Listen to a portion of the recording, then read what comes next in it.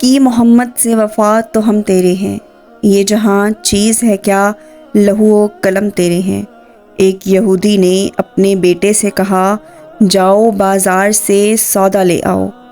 وہ چلا گیا، لیکن جب وہ راستے سے گزر رہا تھا تو اس کی نظر حضرت محمد صلی اللہ علیہ وآلہ وسلم پر پڑی، اور آپ کی نظر بھی اس لڑکے پر تھی۔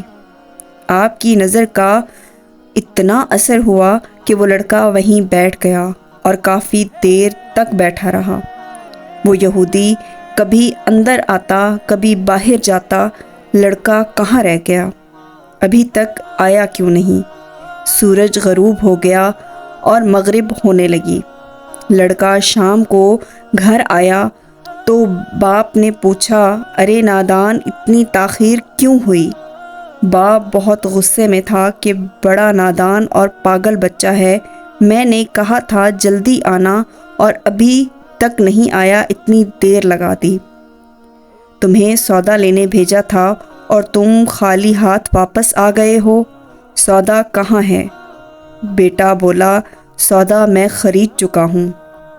باپ، کیا پاگل آدمی ہو تم؟ میں نے تجھے سودا لینے بھیجا تھا، سودا تمہارے پاس نہیں ہے اور کہتے ہو خرید چکا ہوں۔ بیٹا بولا، بابا یقین کریے، سودا خرید آیا ہوں۔ باپ بولا، تو دکھاؤ کہاں ہے؟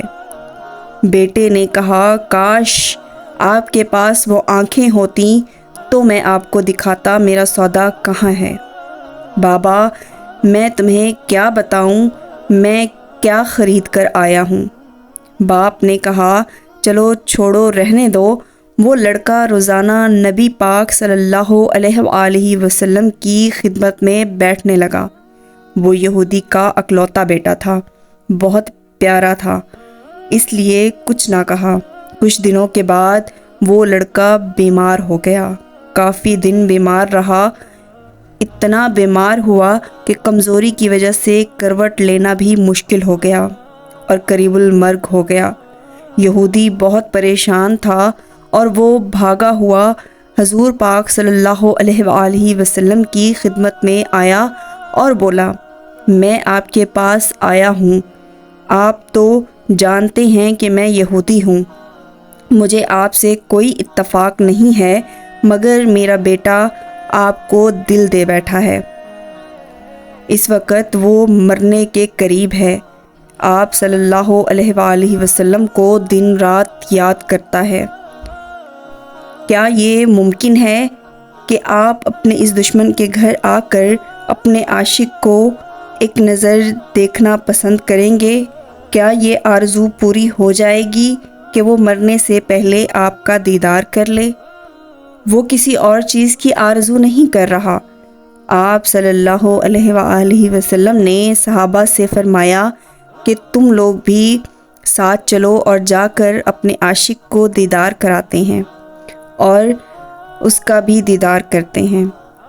آخری لمحہ ہے، آنکھیں بند ہونے سے پہلے ہم کچھ دینا چاہتے ہیں، چلو چلتے ہیں۔ یہودی کے گھر پہنچے تو لڑکے کی آنکھیں بند تھیں۔ حضور صلی اللہ علیہ وآلہ وسلم کا سراپے کرم ہی کرم ہے۔ لڑکے کی پیشانی پر اپنا دست مبارک رکھا، لڑکے کی آنکھیں کھل گئیں، جیسے زندگی لوٹ آئی، جسم میں طاقت آ گئی، ناتوانائی میں جوانی آئی، آنکھیں کھلیں، رخ مصطفیٰ پر نظر پڑی، ہلکی سی مسکراہٹ چہرے پر آئی، لب کھل اٹھے، مسکراہٹ پھیل گئی۔ حضور صلی اللہ علیہ وآلہ وسلم نے فرمایا، بس اب کلمہ پڑھ لو۔ لڑکا اپنے باپ کا منہ تکنے لگا تو وہ یہودی بولا، میرا منہ کیا تکتے ہو؟ ابو القاسم محمد ابن عبداللہ جو کہتے ہیں کر لو۔ لڑکا بولا، یا رسول اللہ، میرے پاس تو کچھ بھی نہیں ہے۔ آپ صلی اللہ علیہ وآلہ وسلم نے فرمایا، بس تم کلمہ پڑھ لو، میں جانوں اور جنت جانے، تم میرے ہو جاؤ، جنت بھی تو میری ہے، جنت میں لے جانا میرا کام ہے۔ لڑکے نے کلمہ پڑھا، جب اس کے منہ سے نکلا محمد الرسول اللہ، روح پرواز ہو گئی، کلمے کا نور اندر آ گیا، آنکھیں بند ہو گئیں، لب خاموش ہو گئے۔ لڑکے کا باپ جو کہ یہودی تھا بولا، محمد صلی اللہ علیہ وآلہ وسلم، میں اور آپ دونوں مخالف ہیں، اس لیے یہ لڑکا اب میرا نہیں رہا، اب یہ اسلام کی امانت ہے، اگر کاشانہ نبوت سے اس کا جنازہ اٹھے تب ہی اس کی عزت ہے، لے جائیے اس کو۔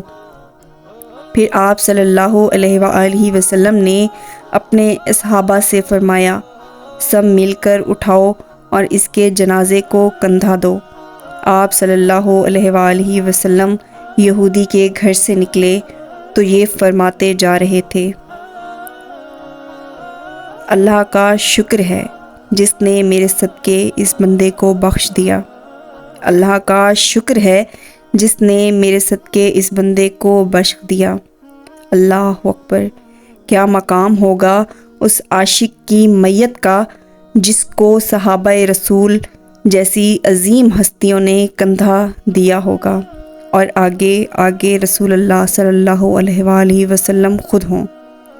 قبر تیار ہوئی، کفن پہنایا گیا، حضور صلی اللہ علیہ وآلہ وسلم قبر کے اندر تشریف لے گئے، قبر میں کھڑے ہوئے اور کافی دیر کھڑے رہے، اور پھر اپنے دونوں ہاتھوں سے عاشق کی میت کو اندر اتارا۔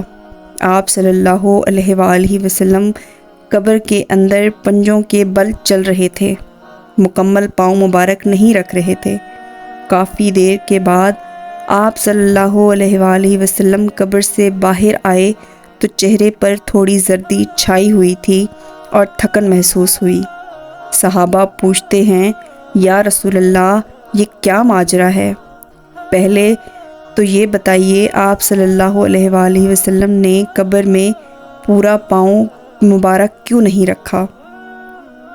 آپ صلی اللہ علیہ وآلہ وسلم پنجوں کے بل کیوں چلتے رہے؟